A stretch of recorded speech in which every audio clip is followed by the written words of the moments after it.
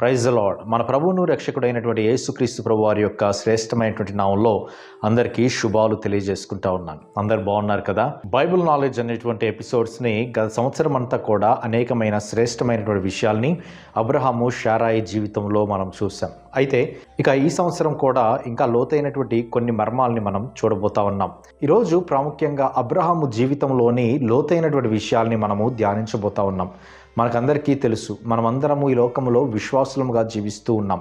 అయితే ఈ ప్రపంచం మొత్తానికి కూడా విశ్వాసులకు తండ్రిగా పిలువబడినటువంటి ఏకైక వ్యక్తి అబ్రహాము మాత్రమే కదా. మరి అటువంటి గొప్ప ఘనతని ఆయన పొందుకోవడానికి కలిగినటువంటి ప్రాముఖ్యమైనటువంటి కారణాలేంటి? ఈ విషయాల్ని చాలా క్షుణ్ణంగా మనము చూడబోతా ఉన్నాం. మొట్టమొదటిగా అబ్రహాము జీవితంలో మనం నేర్చుకోవాల్సింది తిరుగులేని విశ్వాసం. అవును, అబ్రహామును దేవుడు పిలిచినప్పుడు ఊరు అనేటువంటి ప్రాంతంలో ఆయన నివసిస్తూ ఉన్నప్పుడు, అబ్రహాము, నీ ఊరు నుంచి నీవు బయటికి వస్తే నేను నిన్ను దీవించి ఆశీర్వదించి ఇసుక రేణువుల వలె విస్తరింప చేస్తానని ఆయన చెప్పినప్పుడు దేవుడి యొక్క వాగ్దానాన్ని నమ్మినటువంటి అబ్రహాము ఆ ఊరిని విడిచిపెట్టి బయలుదేరి వెళ్ళాడు. అంటే ఆయన తిరుగులేని విశ్వాసంతో ముందుకు సాగాడు. తర్వాత ఐగుప్తు ప్రాంతానికి కానీ, హారాను ప్రాంతానికి కానీ, అక్కడ ఉన్నటువంటి అనేకమైనటువంటి ప్రాంతాలకు, కనాను ప్రాంతంలో ఆయన ఒక పరవాసిగా తిరుగుతూ ఉన్నప్పుడు కూడా ఏ రోజు కూడా ఆయన దుఃఖించలేదు, బాధపడలేదు. కొన్నిసార్లు బాధపడినప్పుడు దేవుడు సహాయం చేశాడు తప్ప ఏ క్షణంలో కూడా దేవుడిచ్చినటువంటి నిబంధనలు నాకు ఇది వర్తించవని చెప్పి తిరిగి తన ఊరికి వెళ్ళిపోయినటువంటి వ్యక్తి అబ్రహాము కానే కాదు. అందుకనే అబ్రహాము జీవితం తిరుగులేనటువంటి విశ్వాసానికి నిదర్శనంగా ఉంది. ఎటువంటి ప్రతికూల పరిస్థితులు వచ్చినప్పటికీ కూడా ఆయన దేవుని మీద ఆధారపడ్డాడు. అందుకే హెబ్రీ గ్రంథకర్త 11వ అధ్యాయము 8 నుంచి 10 వచనాల్లో అబ్రహాము యొక్క విశ్వాస్యతను కొనియాడుతూ ఎన్నో శ్రేష్టమైనటువంటి విషయాల్ని అక్కడ తెలియజేయడం మనకి ఆశ్చర్యం కలిగిస్తుంది. అందుకనే మొట్టమొదటిగా మనం అబ్రహాము నుండి నేర్చుకోవాల్సినటువంటి మూల పాఠం, ఆయనకి తిరుగులేనటువంటి విశ్వాసం కలిగినటువంటి వ్యక్తి. ఇక రెండవదిగా ఆయన జీవితాన్ని మనం ఒకసారి దగ్గరగా చూస్తే ఆయనది ఆతిథ్యం ఇచ్చేటువంటి దాతృత్వం కలిగినటువంటి హృదయం. అవును, ఆదికాండము 18వ అధ్యాయము 1 నుండి 8 వచనాల్లో ఈ విషయాల్ని మనము చాలా క్లుప్తంగా చూడగలం. దేవుడు భూమి మీదకి వచ్చినప్పుడు వారి ముగ్గురిని ఆయన ఇంట్లోనికి తీసుకొని వచ్చి శ్రేష్టమైనటువంటి ఆహారాన్ని ఇచ్చి వారిని తృప్తిపరిచినట్లుగా మనం చూస్తాం. ఆయన హృదయం తెరిచి ఆతిథ్యం ఇచ్చాడు. విశ్వాసులకు తండ్రిగా ఆయన కొనియాడబడడానికి కారణం ఏంటంటే వచ్చినటువంటి వారు ఎవరో తెలియకనే ఆతిథ్యం ఇచ్చినట్లుగా మనం చూస్తాం. తరువాత వీరు దేవుడై ఉన్నాడని ఆయన తెలుసుకున్నప్పుడు ఎంతగా సంతోషించి ఆనందించి ఆ యొక్క దేవుణ్ణి చేర్చుకొని అద్భుతమైనటువంటి రీతిలో ఆయన ముఖ దర్శనాన్ని చేసుకునేటువంటి భాగ్యాన్ని అబ్రహాము పొందుకున్నట్లుగా మనము చూస్తాం. కాబట్టి ఆయన జీవితంలో మనం నేర్చుకోవాల్సినటువంటి అతి ప్రాముఖ్యమైనటువంటి రెండవ పాఠం, ఆతిథ్యం ఇచ్చేటువంటి దాతృత్వం కలిగినటువంటి వ్యక్తి. ఇక మూడవదిగా ఆయన ఇతరుల కొరకు ప్రార్థించేటువంటి వ్యక్తి. He has the heart of compassion. కరుణ కలిగినటువంటి వ్యక్తి, దేవుడి దగ్గర వేడుకునేటువంటి వ్యక్తి. అబ్రహాము, లోతు తన జీవితంలో సొదొమ గొమొర్రా అనేటువంటి ప్రాంతాన్ని దేవుడు చాలా భయంకరంగా శిక్షించబోతున్నానని తన స్నేహితుడైనటువంటి అబ్రహాముకు తెలియజేసినప్పుడు అబ్రహాము చాలా భయపడిపోయి అక్కడ ఉన్నటువంటి తన బంధువు అయినటువంటి లోతు పరిస్థితి ఏమైపోతుందోనని ఆ ఊరి కోసమే ప్రార్థించాడు. నిజంగా ఆయన చేసినటువంటి ప్రార్థనని దేవుడు అంగీకరించాడు. కానీ అక్కడ అనుకున్నటువంటి వ్యక్తులు లేకపోవడం వలన దేవుడు శిక్షించి అబ్రహాము ప్రార్థనని బట్టి లోతు కుటుంబాన్ని తప్పించినట్లుగా మనము చూస్తాం. అందుకనే వ్యక్తిగతంగా ఆ రోజు ఆయన చేసినటువంటి ప్రార్థన మనమందరము కూడా ఆచరించాల్సినటువంటి అవసరత ఉంది. కేవలము సొంత వారి కోసం ప్రార్థించడం, కేవలము మనల్ని మనము మన యొక్క అవసరతల కోసం ప్రభువును వేడుకోవడం మాత్రమే కాదు, కానీ ఇతరుల యొక్క అవసరతలు ఏంటి, వారు ఏ పరిస్థితుల్లో ఉన్నారో తెలుసుకొని we should have the compassion heart అని అబ్రహాము మనకి నేర్పిస్తూ ఉన్నాడు కదా. నిజంగా అటువంటి కరుణ కలిగినటువంటి హృదయం, ఇతరుల కోసం ప్రార్థించేటువంటి హృదయం, నశించిపోతున్నటువంటి ఆత్మల కోసం ప్రార్థించేటువంటి హృదయాన్ని అబ్రహాము వల్లే మనము కూడా వేడుకునేటువంటి హృదయాన్ని మనము పొందుకోవాల్సినటువంటి అవసరత ఎంతైనా ఉంది. ఇక నాలుగవదిగా అబ్రహాము ఓర్పుతో కూడినటువంటి పట్టుదల కలిగినటువంటి వ్యక్తి. ఆయన ఎంత ఓర్పు కలిగినటువంటి వ్యక్తి మనకందరికీ చాలా బాహాటంగా తెలుసు కదా. 75 సంవత్సరాల ప్రాయంలో దేవుడు నీకు అద్భుతమైనటువంటి కుమారుని ఇవ్వబోతున్నానని వాగ్దానం చేసినప్పుడు ఆ యొక్క వాగ్దానాన్ని నమ్మాడు. అయితే 100వ సంవత్సరం వరకు కూడా బిడ్డలు లేనటువంటి ఆ సమయంలో ఎంతో నిరీక్షణతో ఓపికతో దేవుణ్ణి వేడుకున్నాడే తప్ప ఏ క్షణాన కూడా దేవుణ్ణి విడిచిపెట్టలేదు, దేవుని మీద విమర్శలు చేయలేదు. ఆయన అద్భుతమైనటువంటి రీతిగా దేవుడి మీద ఆధారపడ్డాడు. దేవుడు నా జీవితంలో ఇచ్చినటువంటి వాగ్దానాన్ని నెరవేర్చబోతున్నాడని విశ్వసించాడు.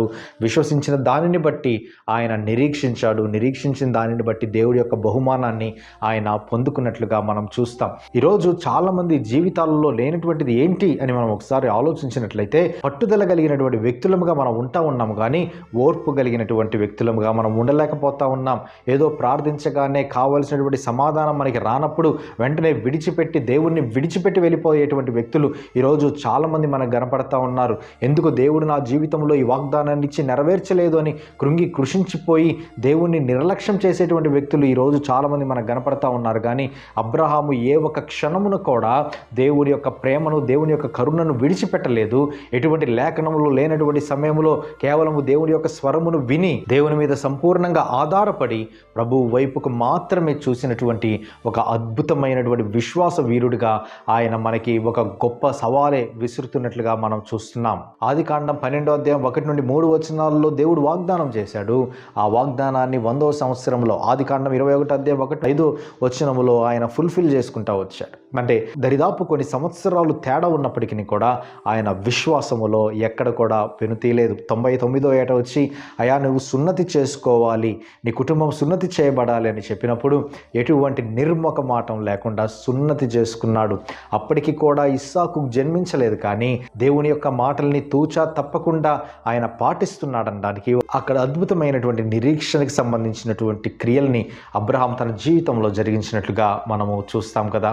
అందుకనే ఆయన వలె ఓర్పుతో కలిగినటువంటి పట్టుదల కలిగినటువంటి జీవితాన్ని విశ్వాసములో మనం కనబరుద్దాం. ఇక చివరిగా అబ్రహాము వెనుదీయనటువంటి విధేయత. అవును, అబ్రహాము తన జీవితంలో ఎటువంటి విధేయత కలిగి ఉన్నాడంటే వెనుదీయనటువంటి విధేయత. దేవుడు ఇస్సాకుని కుమారుడిగా ఇచ్చినప్పటికీ కూడా దేవుడు వచ్చి అడిగినప్పుడు అబ్రహాము నీ ఒక్కగానొక్క కుమారుడిని నాకు తిరిగి ఇచ్చేయమని చెప్పినప్పుడు ఆ మోరియా పర్వతం మీదకి వెళ్ళి బలి ఇవ్వడానికి వెనుదైనటువంటి వ్యక్తి అబ్రహాము. అందుకే అబ్రహాం విశ్వాసాన్ని మనం ఒకసారి కొలిసినట్లయితే అది షరతులతో కూడినటువంటి విశ్వాసం అయితే కాదు, కానీ ఆ విశ్వాసము సమర్పణతో కూడినటువంటి విశ్వాసం. ఈరోజు ఈ విషయాన్ని మనం ఆలోచిస్తూ ఉన్నప్పుడు చాలామంది కూడా దేవుడి దగ్గరికి వచ్చి షరతులు పెడతారు. దేవా నువ్వు ఇది కానీ చేస్తే నేను ఇది చేస్తాను, దేవా నువ్వు నాకు ఇది కానీ ఇస్తే నేను ఇది ఇస్తానని అడుగుతూ ఉంటారు. కానీ నిజమైనటువంటి విశ్వాసానికి షరతులు ఉండవు. అందుకే ఒక దైవ సేవకుడు చెప్పినటువంటి ఒక అద్భుతమైనటువంటి మాట, నీవు ఎటువంటి సమర్పణ కలిగి ఉంటావో అనేటువంటిది దేవుడు చూడలేదు, కానీ తనకు తానుగా ఈ లోకంలోనికి వచ్చి తానే సమర్పించుకున్నట్లుగా లేఖనాలు మనకి చాలా స్పష్టంగా తెలియజేస్తున్నాయని ఒక దైవ సేవకుడు చెప్పాడు. నిజంగా అబ్రహాము యొక్క సమర్పణ ఎంత గొప్పగా ఉంది అని మనం ఒకసారి ఆలోచిస్తూ ఉన్నప్పుడు తనకు తానుగా దేవునికి ఎంతగా విధేయత చూయించి సమర్పించుకున్నాడంటే దేవుడు ఇవ్వమన్నప్పుడు ఇవ్వడానికి వెనుతీయనటువంటి వ్యక్తిత్వం కలిగినటువంటి వ్యక్తిగా అబ్రహాము నేటికి కొనియాడబడతా ఉన్నాడు. అందుకనే పౌలు గారు తెలియజేస్తారు కదా, ఫెయిత్ రిక్వైర్స్ ద యాక్షన్స్. అవును, విశ్వాసం అనేటువంటిది క్రియలలో ఉండాలి. క్రియలు లేని విశ్వాసము మృతము అని బైబిల్ చాలా స్పష్టంగా మనతో తెలియజేస్తూ ఉంది. మరి ఎటువంటి విశ్వాసాన్ని మనం కలిగి ఉన్నాం? విశ్వాసము కలిగి జీవిస్తూ ఉన్నామంటే ఆ విశ్వాసానికి తగినటువంటి క్రియలని మనము కనబరచాల్సినటువంటి అవసరత ఎంతైనా ఉంది. విశ్వాసము లేకుండా ఒక మనిషి దేవుడికి ఇష్టడై ఉండట అసాధ్యము అని బైబిల్ చాలా స్పష్టంగా తెలియజేసింది కదా. మరి మన విశ్వాసం యొక్క కొలమానం ఏంటి? మనము విశ్వాసాలని క్రియలలో చూయించగలుగుతా ఉన్నామా? లేకపోతే ఏదో గదిలోకి వెళ్ళిపోయి ప్రార్థన చేసుకొని ఆ విశ్వాసాన్ని ఆ రూమ్ వరకే బంధించేసి విడిచిపెట్టి జీవితంలో వాటిని ఇంప్లిమెంట్ చేయలేనటువంటి పరిస్థితుల్లో ఉంటే మనము చేసేటువంటి భక్తి జీవితము దేనికి పనికి రానటువంటి భక్తి జీవితం. అందుకనే అబ్రహాము జీవితంలో మనకు నేర్పిస్తున్నటువంటి అద్భుతమైనటువంటి పాఠాలు. అబ్రహాము తిరుగులేనటువంటి విశ్వాసంతో జీవించాడు. అబ్రహాము దాతృత్వం కలిగినటువంటి ఆతిథ్యాన్ని ఇచ్చాడు. సొదొమ గొమొర్రా కొరకు ప్రార్థన చేశాడు.